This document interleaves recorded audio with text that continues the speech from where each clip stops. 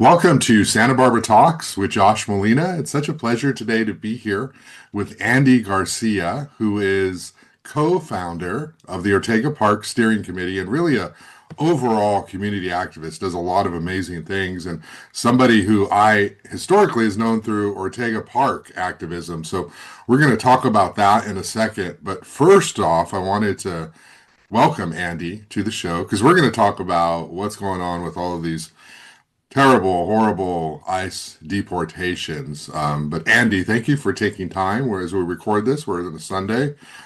Thank you for being here. How are you today? Josh, thanks so much. Thanks for having me on your show. I'm a big fan. You've interviewed quite a few people that I really want to hear from. So thanks so much. I'm doing well today. I'm in the park today. But yeah, it's good to be here. Yeah, and I'm a big fan of yours too. And you're somebody who, you make me pay attention to you because of all the work that you do, the good work, And as a journalist, it's really important to follow you because we write about stuff, I write about stuff, but you're doing it. And so that's what's really refreshing to have that, to know there's people like you in the community. So let's start off right away, Andi, with what happened in Carpinteria at Glass House Farms, obviously Camarillo. There's been a number of public meetings. You've been out patrolling your neighborhoods along with other people, and you had a lot of strong words for the city of Santa Barbara, and that I saw at last Tuesday's meeting. Um, let's just start with what's on your mind right now in terms of how immigrants are being treated, how the federal government is targeting, deporting these individuals, separating families. What's going on? What do you think of all this? Bleep, bleep, bleep, bleep, bleep, bleep, bleep. That's what I think. But no, it's terrible. Our people are being hunted. It's just a matter of fact. It's racial profiling. And it's extermination. They're trying to get rid of our people, and they're throwing money at it, and they're throwing goons at it, and we're under attack. It's very plain and simple. If people don't see it as such, they're mistaken, and they're going to get trampled on. So, um, having to be out there, having to be in patrols, and having to do that, when we start doing patrols pretty heavy was during the graduations, and we were hearing that parents were not going to their kids' graduations, and kids were considering not going to the graduations because of potential ICE raids and pickups. So that's kind of where I think things got really rallied up, was to do that, and it's just a bunch of us getting together. Um, but going into the most recent and the Carpinteria and Camarillo raids of Glass House, um, I feel that was very calculated. I feel that Glass House was somehow on their radar, or Glass House was attracted attention to themselves, or they invited him, which seems kind of odd for them to do that, but I don't know. But it was tragic. And if they had prior knowledge, they should have supported their employees or just to protect them. But what you saw was chaos and murder at the end, right? We lost one soul. And hundreds of people were taken away from their families and their jobs. There's no vetting, there's no warrants. They're barely even identifying themselves as who's going in there, and they were under attack. And so what you saw was like the culmination of what they've been doing just on our streets, but on two compounds. Yeah. Look at it. The optics are, they attacked a compound of folks, hardworking folks. And so that is something that we're reckoning with. And you have the wonderful folks at VC Defensa, and I believe the area organizations that were already mobilized, really in their face, holding the line. We we had grabbed a some waters and some masks, and we drove out there to help the front line. But we were just there in support and solidarity. We have been having communications with 805 UndocuFund, who is part of this larger coalition in the 805 area, and so we were in support of that. Um, when we started doing the patrollings was when we got more connected with 805 and DocuFund, who has really kept us in the loop and apprised of what's been happening and boots on the ground. And so we kind of took that as action and started doing the patrols. But what you saw in Carpinteria and Camarillo was, I think it really opened a lot of people's eyes to, oh gosh, this is really serious, because then it went beyond just our neighborhoods and beyond our community. It now you had more people facing it. Like this is something that's real. And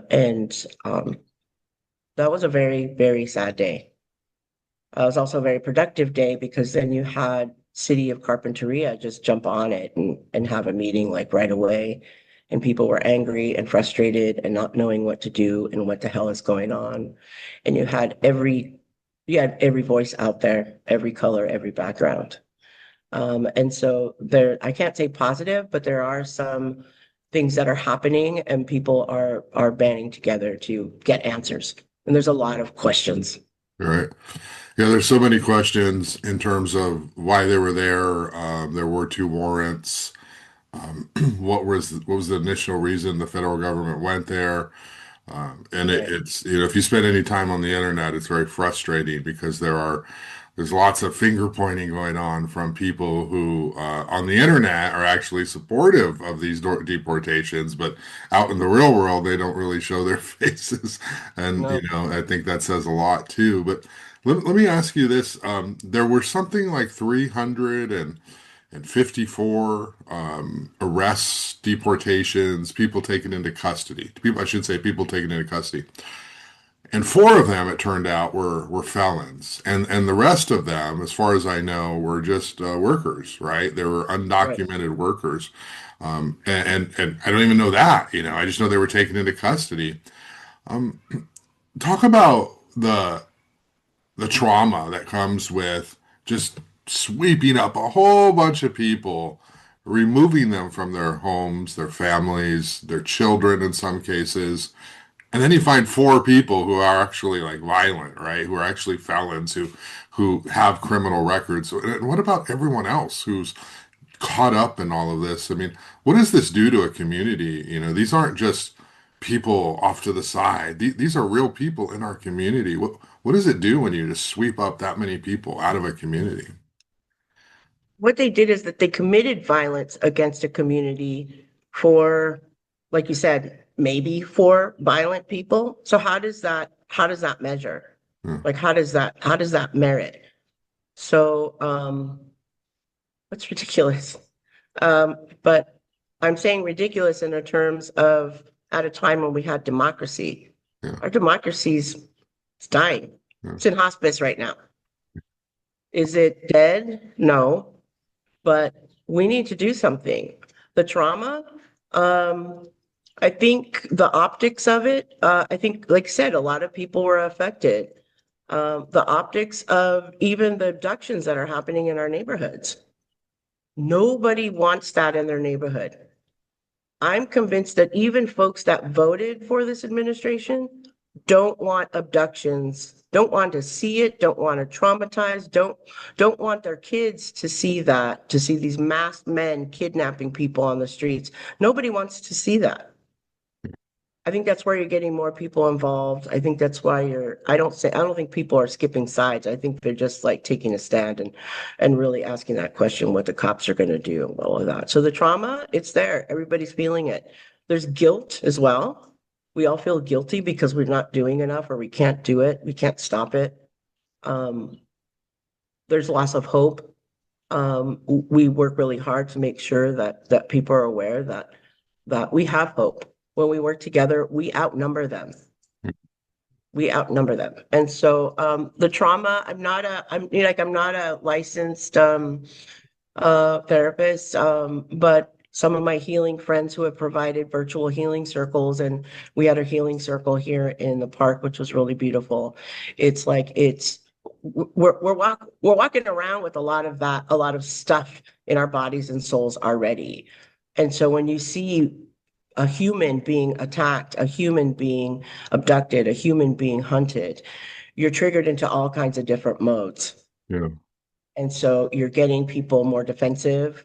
You're getting people, but also more alert, you know. But there's a lot of people out there that are not sleeping at night, you Yeah. know. So I think it's resonating in a very negative way.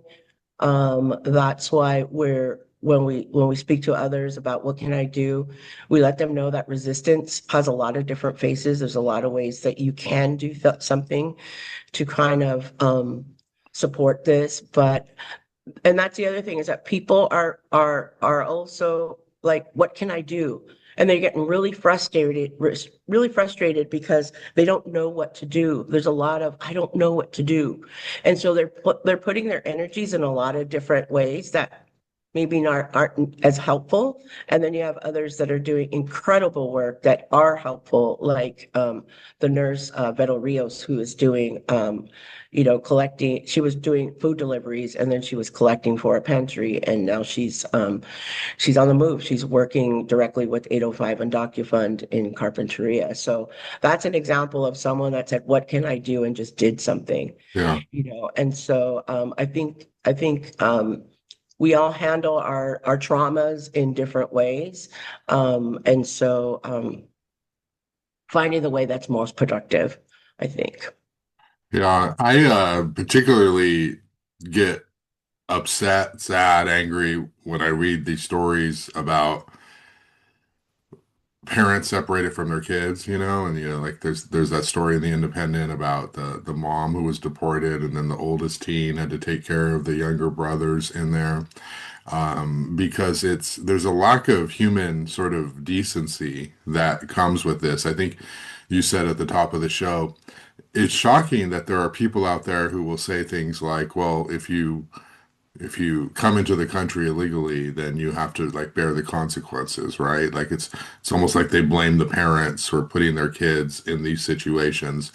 And to me, that just lacks all, human decency. And it is an undertone of racism there because these people think that brown people or immigrants are somehow don't feel like they do or don't have the same emotions that they do. And anytime you separate a parent from a child, it's majorly traumatic for both, and in these cases, there's absolutely zero reason to do that.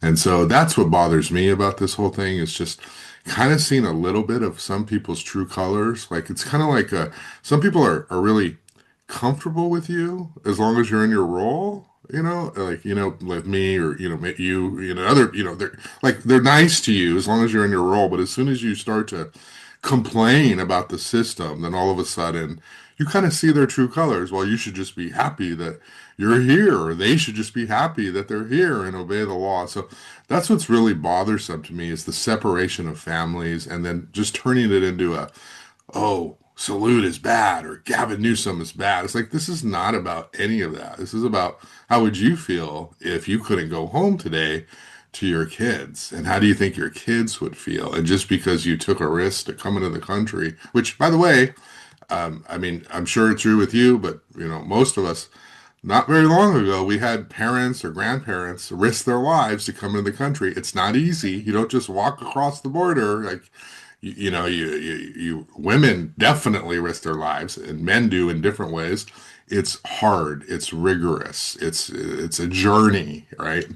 And those people should look up how difficult it is to come into the country if you're from Mexico or any of these communities who want to come for a better way of life. So that's what bothers me. It's just like, how do you look yourself in the mirror when you're minimizing this to like a politics conversation? Um, and I say that because I'm impressed by you because you've been posting on your Ortega Park SB Instagram how you've been out in the community patrolling. And other people have been doing this too. And you were doing this before the CARP raids as well. You've been, as you said, the graduations. Talk to me about what that entails. What time do you wake up? How do you do that? I mean, obviously, these are unmarked vehicles. How do you tell? I mean, to the degree you feel comfortable talking about, like, the surveillance, but more so like, what are you doing out there? You're What am I protecting your doing out community. It's there? almost like a police officer. So talk about Well, that. yeah. It's funny you said police officer. Yeah, so I set my alarm. My body tends to wake up pretty early, so I set my alarm and I just decide if I'm going to go out there that day, and because we're all carrying our own thing, and I all I have to do is think about, well, what if I don't go out there and something happens? How would I feel? And so that's what usually gets me out there. So I go get my little coffee, get my um, little car that belonged to my mother, and I just go out there. And so I patrol.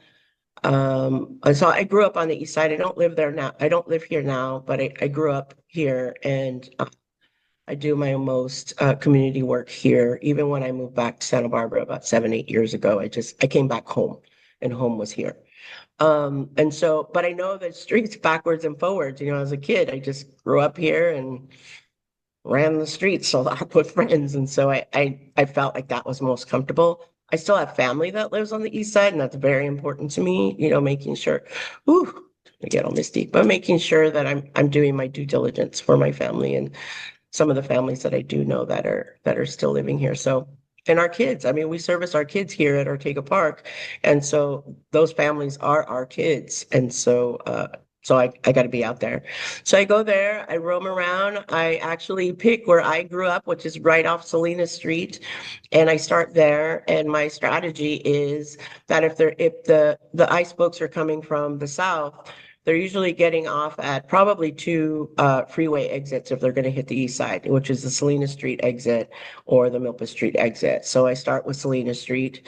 I cruise through down there, cruise down my old street, um, and just document. And so I just kind of stop and do a quick photo after being there for 15, 20 minutes. And I just post date, time, and location, which is really important. As we tell people, if you're going to patrol, date, time, and location. Um, and then also we make sure that we're safe because the kids are still out of school. So we don't want to hit any kids that are going to be out there, even though it's like 6 o'clock in the morning. And then we talk to the neighbors. Hmm. There's folks out there. There's, our little tios and abuelitos out there. So I asked them, hey, have you seen ice? And let them know that that's kind of why I'm driving around. So I do that. And then there's some signal channels that some of us are on, or some chats. And I joined one that just patrols the east side. And so it's nice. We've been doing this for a while, so we kind of recognize each other when we're out there. Mhm. It was nice to meet a couple of them in person when we were at the city town hall. And so we just do that, and I do that about at the beginning during the graduation time. I think I was out there every day. But now I'm doing maybe 4 times a day, 4 times a week. And then I'll post myself on the corner of Milpas and Gutierrez and kind of wait a little bit. And then I'll do one more run, uh, like right before noon.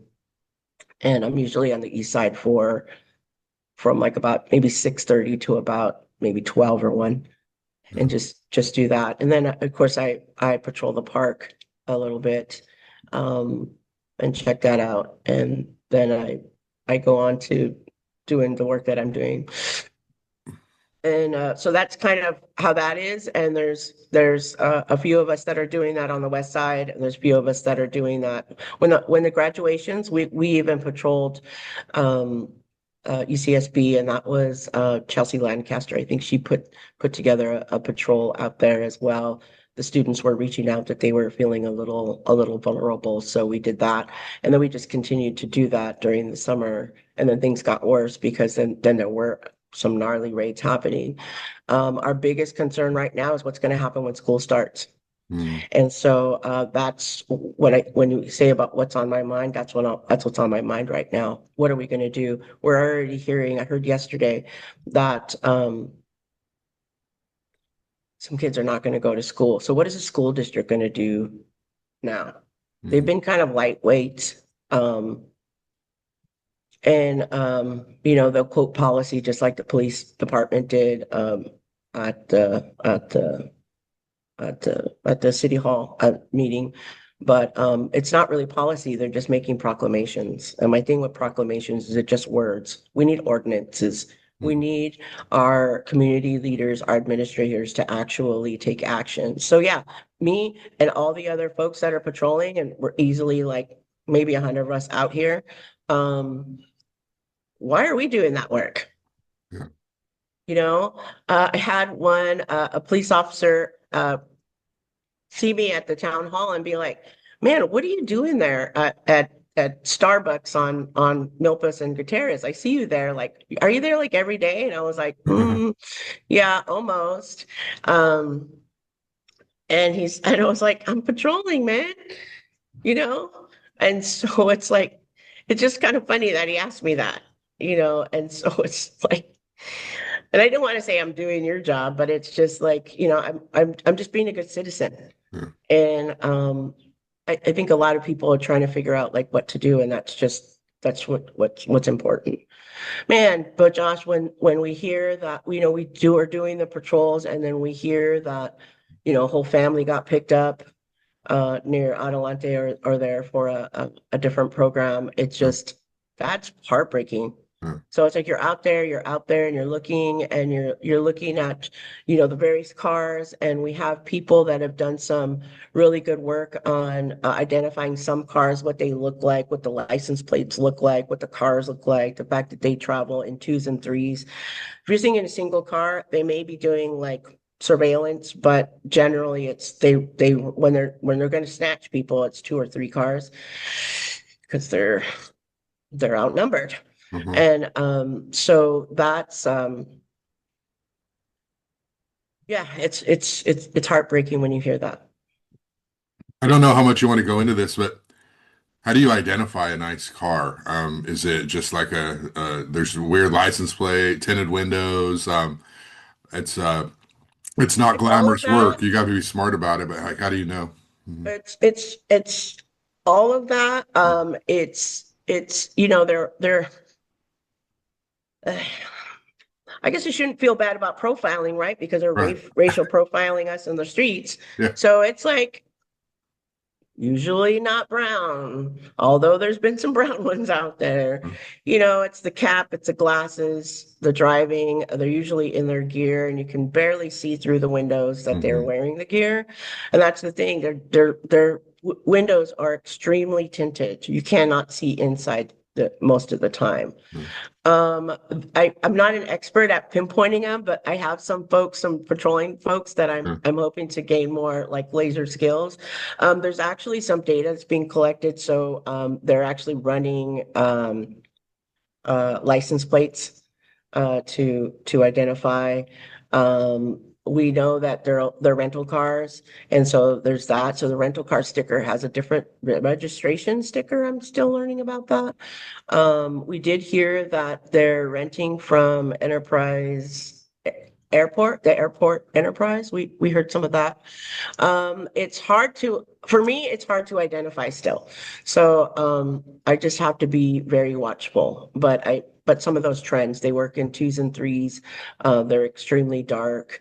The way they come around is that they're pretty fast. They have like those specialized kind of emergency lighting that are in like the grills of their cars. So when you and if by that time, if they have those on, they're trying to abduct someone already. So they're quite stealthy, but we're learning more and more about them every day. So I want to dive just a little bit into this one issue. You mentioned the school district, the police department, and you're out there patrolling.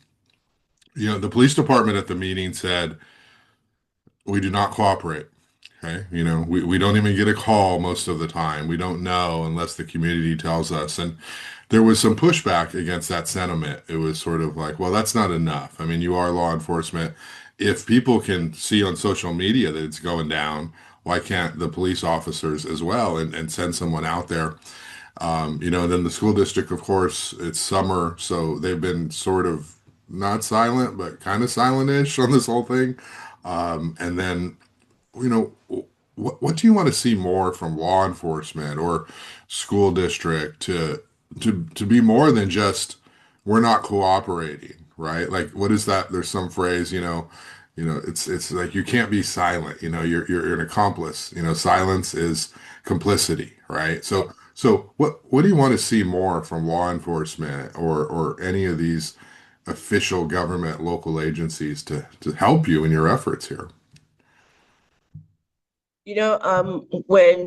When there was an abduction of a young person on Salina Street, and that person was pegged as a child. I found out later, and that the person was actually had just turned 18, um, and was small in stature, but also came as an unaccompanied minor. So 18, just turning 18 to me is still a child. So there was a lot of uproar about that because that means that they're taking kids, and since then we know that they're still taking kids. So there was a lot of attention on that, and I actually got a call from Kristen Sneddon about what do we do? But the bigger question came, it's like, well, when it's a child, like when do we call 911? That was a child. Like when do we call 911? And the answer is like, we don't know. We don't know whether the police are friend or foe. What I was told by someone is that 2 weeks prior to this Carpinteria thing, the police chief had said that there was no ICE. When we all know that that wasn't true, even the officers knew that that wasn't true. But part of the reason why is because we weren't calling 911. We're not calling them. We're calling the 805-870-8855 number for 805 and DocuFund because they have been doing things. They have been doing stuff. So we're going to call when there's an emergency like that. We're going to call the people that are known to be helpful. And currently, it wasn't 911. That is a problem. All I want to know from the cops: are you friend or foe? Okay, they're federal agents, but how do we know that? Can you help us identify them? Can you help us, make sure that they're identifying themselves? Can you make sure that that they show documentation of their warrant? Can you make sure that the person that they're being abducted isn't beaten down to the ground, isn't bloodied, isn't hurt? It's like those are the things we still don't know. We got a bunch of information about what I could already read online. That's not what I need. I need to hear it from Hmm. Kelly Gordon. Um, and so we need to know that. So we would call 911 more if we actually knew what they were going to do. There's a problem with calling 911 too. By the time we've called them, it's already happened Yeah. because these people are picking them up in seconds. Because I've been on patrol and they have picked up and left by the time I got there, and I was literally like 2 blocks away. Yeah. So what will they do when we call 911 or when we call the police department? What can they do? Will they document it? Well, I was kind of told that if a crime hasn't been committed, that they don't usually do reports. It's an abduction. And so we need to know what they're going to do. We just bullet point it for us. The school district, oh, hurry up already. We've been knocking on that door for a long time. And so hurry up already. And I've sat at the school board meetings and I've heard her kind of recite the same garbage. That doesn't make them safer. What is their plan for this next school year? Right now. We want to hear it right now. Hmm. Because our kids are already saying they're not going to school. Hey, guess what? You're going to lose out on funding there. We're already losing fund. We are bleeding out funding right now with all the stuff that's happening with our current administration. So now you're going to upset this even more. What does that mean? Does that mean we're going to have to go back to online classes? We know how that hurt our kids. So it's like, we need a plan of action now. These people are, what are you waiting? Like, what are you waiting for? Are you waiting for someone to get killed in the streets? Are you waiting for more kids to be abducted on their way to school? Like, what are you waiting for? What are you waiting for? So hurry up already. We're already doing a lot of the work. And if you're up in arms, do something, say something, and make it count. And you know what? Going to the city town hall, um, I have to say thank you to Wendy Santamaria for being there. So first I want to thank Kristen Stedden for making the initial call, asking, hey, Andy, what can we do? Would a town hall work? Who should be there? And then we connected her with Brimi, and and thank you to the police chief who actually was there, and all the other folks that were there. That was really great. But thank you, Wendy Santa Maria, because she was like, okay, well, we have a quorum here. Let's handle some business. Why aren't those why isn't the school board doing the same thing? All the school boards, why aren't they doing the same thing? Get a damn quorum and make some decisions. Right now, we're losing kids, we're losing families almost every single day in Santa Barbara, Goleta. It's quiet, and then we just know that they're gonna hit us hard.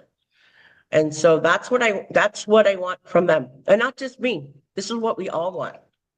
I'm not usually in the forefront. I'm not usually the one that's doing all the speaking, but I'm done.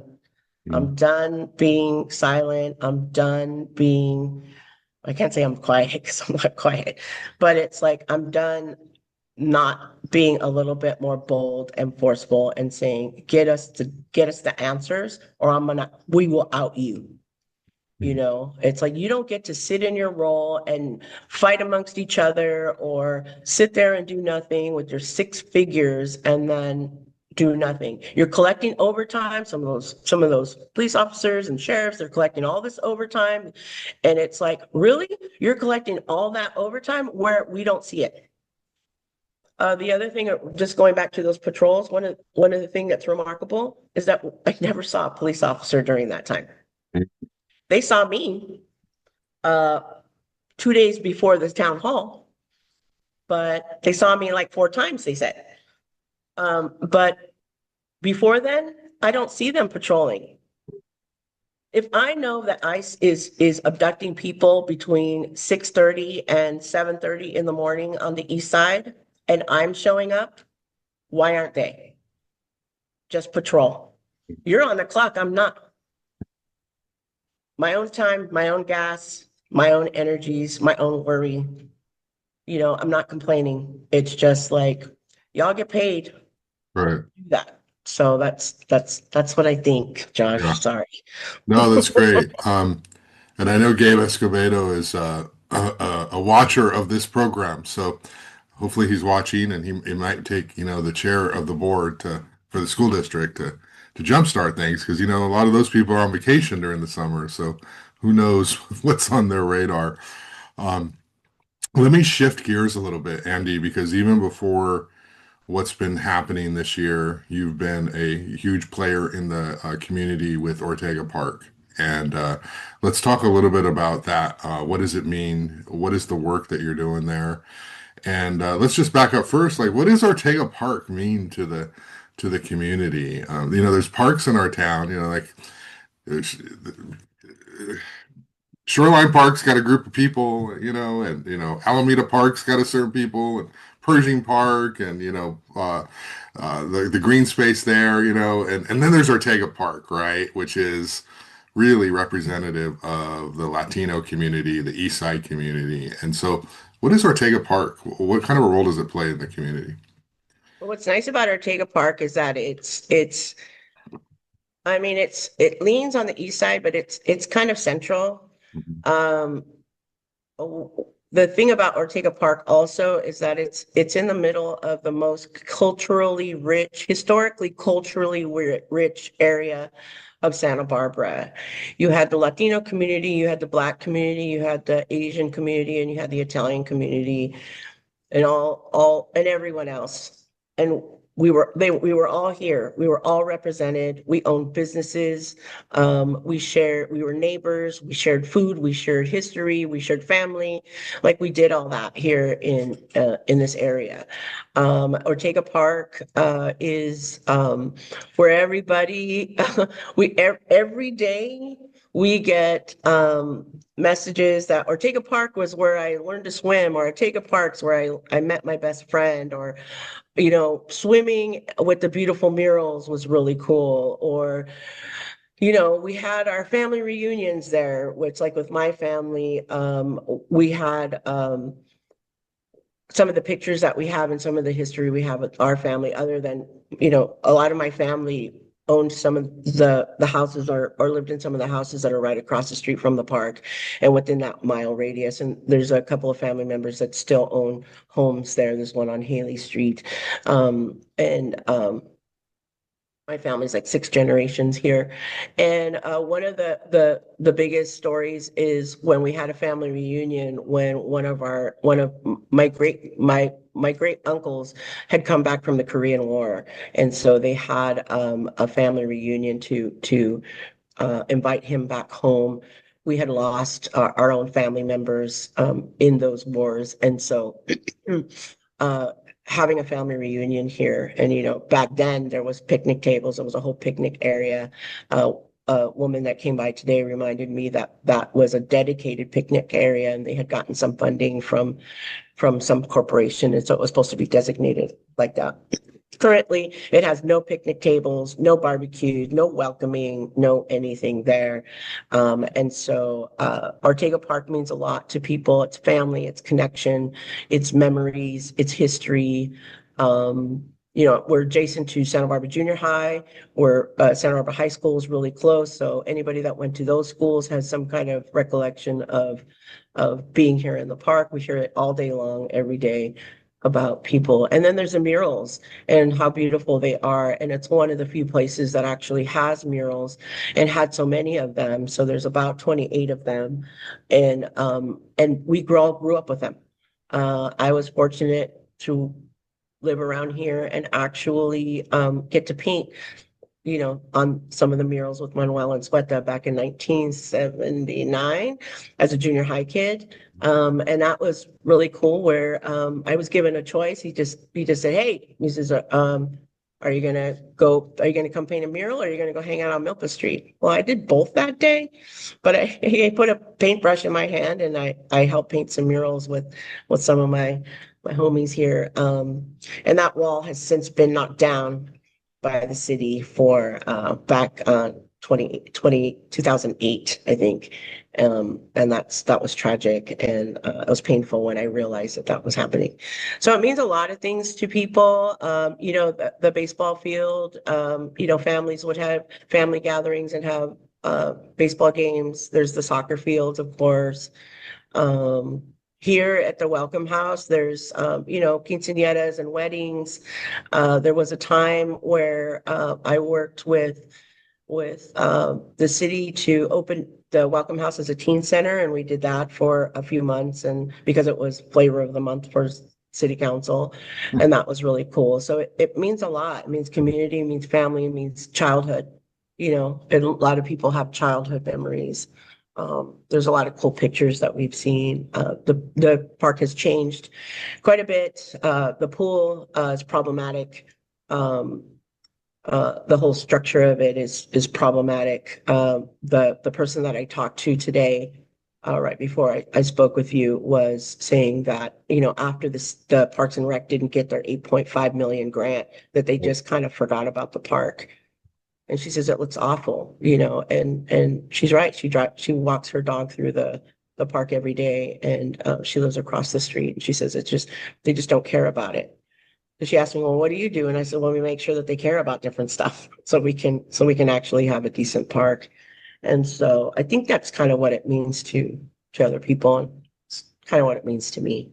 Yeah, I think unfortunately, from the city's perspective, at least, my observation is they're sort of upset that the community in their mind, messed up their grant, and now they're just like, well, we don't care, but if we're up to them, to be a fence around Ortega Park, you know, Oh, yeah. And that's in the plan, and the murals would you have know, been all relocated, or you can't really relocate some of them, and you but think about what their plan was. Like, it's actually a huge community victory to stop that grant, because that grant would, I mean, to at least stop what they wanted to do with that grant, because it was going to remove a lot of the culture from that park. right. They also weren't doing things correctly. I love that this neighbor came out and talked to me today because she had the same perspective that I do. I'm always kind of questioning my perspective. I'm just being persnickety and angry. And but no, she just said when they did these workshops to, invite community for input, they had already had their plan out. Yeah, Wrong, can't do that. We called them out on it. And then they were trying to do half-assed with the environmental reports. And luckily, we had some great people speak up that are aware of that. So we had Mike and Wally who spoke up about the reporting and what's under the ground and what needs to happen. It's a little concerning because now they've rolled back EPA regulations and policies, so the CEQA and stuff is like they don't need to do that anymore. So I know they're probably going like, "Yay! Now we could just bypass all of that and do what we want." It's sad because they just dropped the part. They just dropped like we're not going to do anything now. So we've given proposals on what can be done. I think we weren't the only ones. And they basically for the steering committee, they just give us crumbs on some of the things that we ask for, but we're constantly asking for more. After speaking to this neighbor, we're going to ask for a whole lot more because it's dirty. The sand is dirty, and there's a beautiful plot right here that I'm looking where we've been asking for raised beds for gardening, and every time we bring that up, the neighbors are like, "Yes, when can we do that?" Well, we've talked to them about it, but they keep pushing us down. And with Parks and Rec, though, it's not the staff, it's the administrators. The staff there are really great in terms of some of the scheduling that we do. We are an Occupy group, so we just kind of take over the space and do what we got to do for the sake of the community. And I think I was told that that's kind of appreciated because of what we are doing and keeping the park activated. So that's a positive impact, I think, is that what we're trying to do is just keep the park activated. yeah, And we do some really cool stuff. So yeah. No, that's great. Everything that you've done with Ortega Park, you and others, for sure. Let me talk a little bit about you, Andy. You've mentioned you grew up here. You have multiple generations in Santa Barbara. I'm sort of curious to learn a little bit more now with our viewers. So, what's your story? You grew up on the East Side, and how did you come to be the person you are now in terms of being this community activist and taking such a lead? I grew up in this community too. My parents were renters. We moved all around all the time, so I have houses or apartments that I can point to that, like, on the East Side, on the West Side, in Goleta, everywhere. And so you seem like you have a lot of deep roots, family generations. What's your story, Andy? What was it like for you growing up here? oh my gosh. You know, um, my grandma, I come from some strong women. Both grandmas were pretty awesome. Both grandmas were of service. My grandma Garcia in Carpinteria worked with the Head Start, one of the early Head Starts there. And then my grandmother here in Santa Barbara was a nurse and a caregiver and did that. And I think that's where it's rooted from. Um, I I ran into a friend yesterday and she's known me for a long time. She goes, "How did you get into this? Like what you're asking me?" And actually, it started at the junior high. I mean, I guess I was always fighting other people's battles. I was the one that always went. I'm a fighter, so I always went to fight, and it was always someone else's battle. I rarely had quarrel with people. It was usually fighting other people's stuff. And so I got into some trouble at the junior high. I liked art, so I had a great art teacher. Penny Arntz is amazing. I love her. And I think she saw something in me and a couple other kids to really use that energy elsewhere. And so she had us meet with a, I don't really know if he was like a therapist or he was an activist. I wish I remember that gentleman's name, but he got us together and to talk about student rights. And I was about 14 years old, between 13 and 14 years old. And they interviewed us for the newspapers. Someone found an article where I'm there. It's my face. It's me talking about how, they just don't listen to us. Was this the Man, News Press or what newspaper? I think it was a news press. Yeah. And so there's a picture, and I'm wearing my little glasses, my little junior high self. And I was about 13 or 14 years old. And oh my God, I'm doing the same thing. They're not listening to us. How do we get them to listen? And how do we do it productively? You know, fighting doesn't, actual fighting, violence does not work. So how do we do that? What does that look like? Using your words, using your power, using your energy, channeling your anger into something that's productive. I call it bodio to the boardroom, where you take that scrappiness and you make change, you make things happen, you make people want to listen to you. So I guess this is just, I don't know. I guess it's just who I am. Things that I care about, I care very deeply, and I go the extra mile. Um, Sometimes at a risk of my own health and safety, or you know sustainability. But I've gotten better at it, and there was times where my fight in community was just to raise my kids and be at home. There was times I had to just separate and just say I just need to be at home, and um and that was a challenge. But I don't know. I'm just doing. Someone said, like, Andy, no one's going to ever understand the passion that you have towards Ortega Park, and that's very true. I feel very deep rooted here in my community. Um, I feel this is where I'm a product of my mentors. I'm a product of the women in my life, my father, my siblings, my family, all the what do you call it? The chosen family that you have, Mhm. your extended family. I have a lot of people, and then I have a real tight circle right now that I can confide to, and we check in, make sure that we're joyful, and we're all activists, and we're all like doing some great stuff in community, and we just kind of, hey, how you doing? Did you check in with Joy? But I don't know, Josh, that's still a hard question for me. Like, well, I'm still figuring out Andy Garcia. Yeah. Um, but I've had some skills and some tools and some good lessons and some hard lessons that have kind of launched me forward. Um, my base is I listen to the community. I'm of service. So anything that I do is because of something that I've heard, or someone's of need, or that's just what I do. Yeah, that's great. That's so important for you to share that work, and what you've been doing for years in the community to get it out there because people need to know that. People need to know who the people are who've been here from not just yesterday, but have been here a long time ago. So your work is very impressive. And then along those lines, you and I have talked about this offline about Babatunde Folayemi and Oh, what a legend he was and what a great guy he was. What do you think he would be saying right now if he were still with us about what's happening? Because as I recall, he was, and I knew him very well. I mean, he was a huge voice for everyone, but particularly, young people of color. um, Josh Babatunde is with us right now.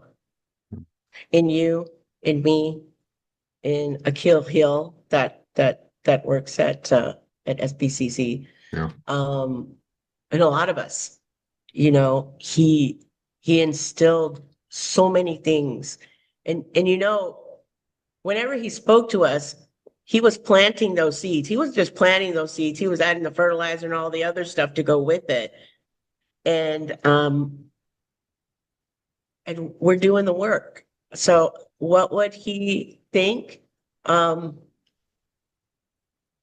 I ask myself that a lot. I think about him a lot, and Ross Castro is another one, another Uh, mentor. I think about him as well, and it's like we are the product of those folks. We are the product of our mentors.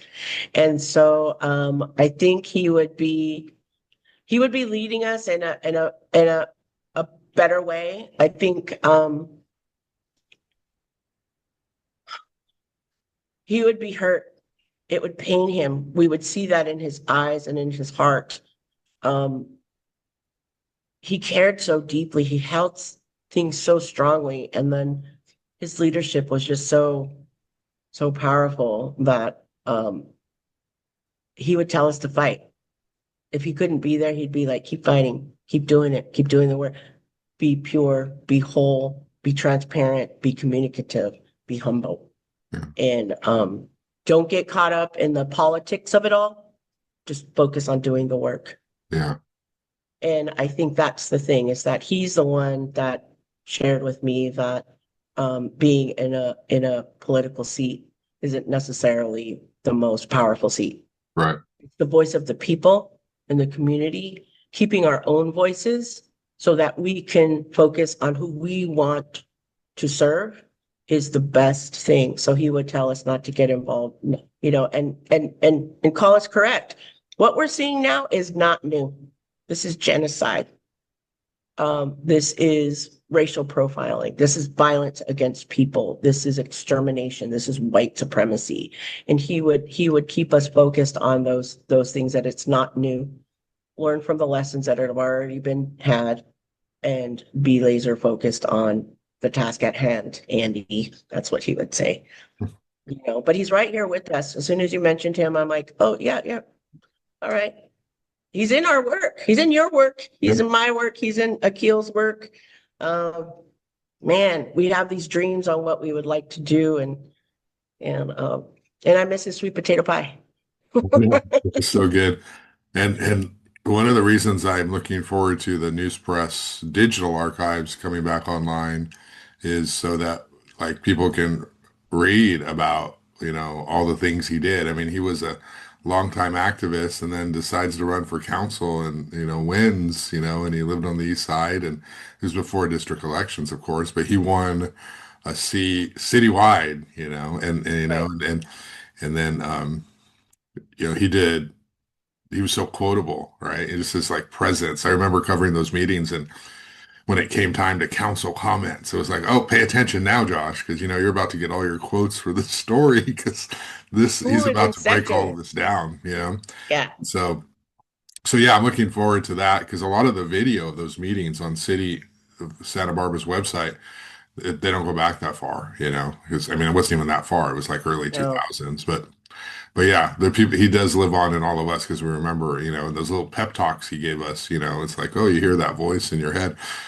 Andy, we're gonna wrap up. I wanted to kind of give you the last word though on, whatever you want, but particularly with what we've seen. What's next with these deportation efforts.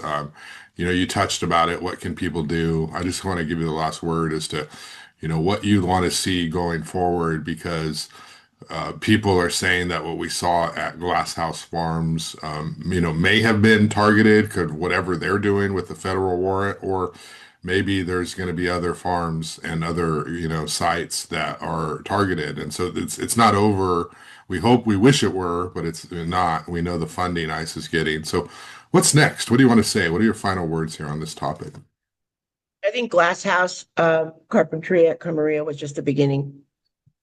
Um, there's a question why they weren't doing that already. They actually were. Well, I was told that they were hanging around the lunchtime at nurseries in Goleta. Uh, So I think this is just going to happen. I think with all the background and history of all the owners, makes it really kind of muddied. And we'll find out what really happened, but I think that's just the beginning.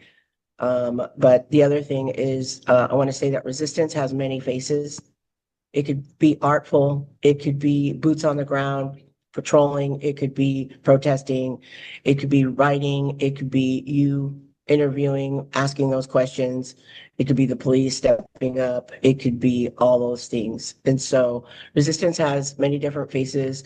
Resistance also means regenerating, renewing your own strength, your own energy, finding joy, and being joyful. Being joyful is resistance because there's a lot of negative, there's a lot of angry people, there's a lot of question mark people, and a lot of brokenness. And we need to not succumb to that. We outnumber them when we work together. And that's how we're going to win. And we will win. We will win. That's it. Great. Well, thank you, Andy, for your time. I appreciate it. You taking time to share a little bit about your story and all the important work you're doing in the community. And we'll have to do another show like this in a few months just to check in and see what's going on. Yeah, So I that would be appreciate it. good. Hopefully we have a lot of good things to report. All right. Well, enjoy your Sunday. I Thanks, know you have a Josh. lot of busy work, good work to do. So take care. Thank you. Thanks, Josh.